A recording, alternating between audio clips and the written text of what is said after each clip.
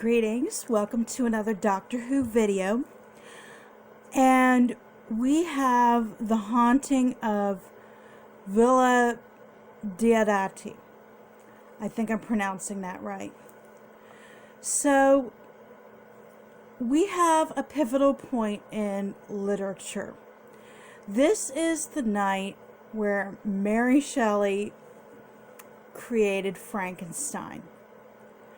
We saw at the end of last week's episode that she said, well, how about Frankenstein? And so we get the satisfaction of going to that immediately, much as the Doctor did in Victory of the Daleks after he got the phone call from Winston Churchill.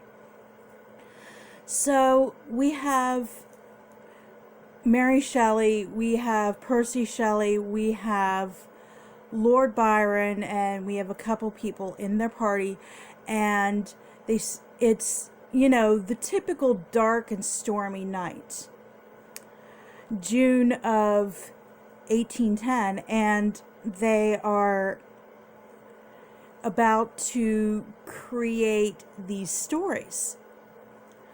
But something goes a bit wrong.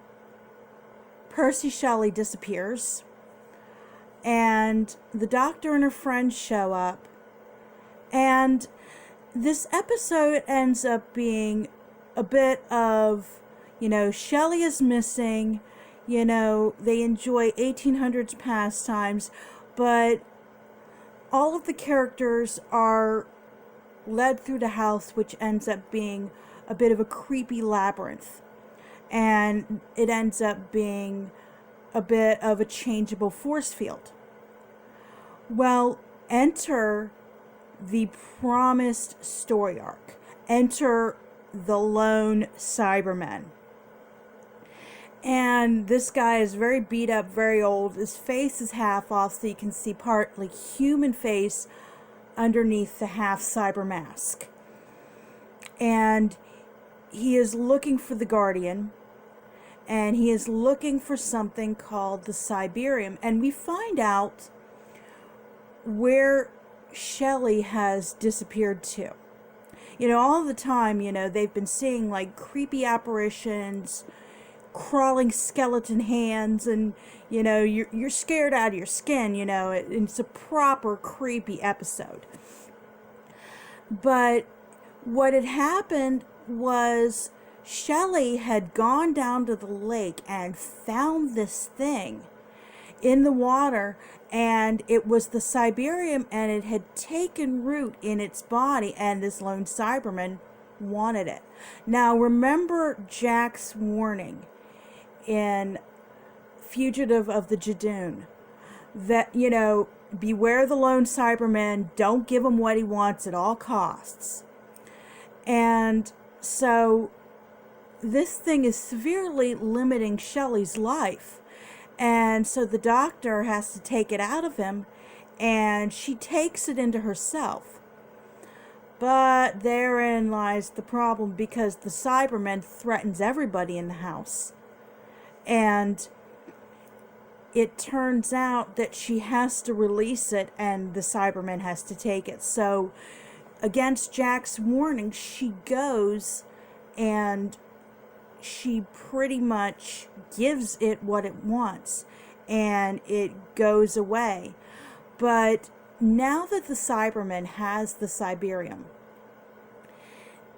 it's their job to go to the future and stop it. And she invites her companions, you know, I'm going to go, I'm going to do it alone. And they're like, no, we're going to go with you. So this is the setup for next week's episode. So what did you think of this week's episode? Was it proper creepy? And then we were left with some loose ends, like the ghosts showing up and everything. Like, you know, maybe there are actually ghosts showing up, and why are they there? We're not told. So last week I meant to make videos. I honestly did. But something happened, and I had to work till 10, and a friend was in distress, appeared like 10 minutes before and just sort of like, you know, cried in my arms. And I was just kind of so upset that all I wanted to do was go home, put on a dress with pockets, watch Doctor Who, and not make a video. And, you know, Thursday when Picard dropped, it was Valentine's Day, and yes, I had to work, but afterwards I was doing some self-care, you know, just watching my show, just cuddling up and having a good time. So, you know, sorry I deprived you guys of videos for a couple of weeks, but you know, it is what it is.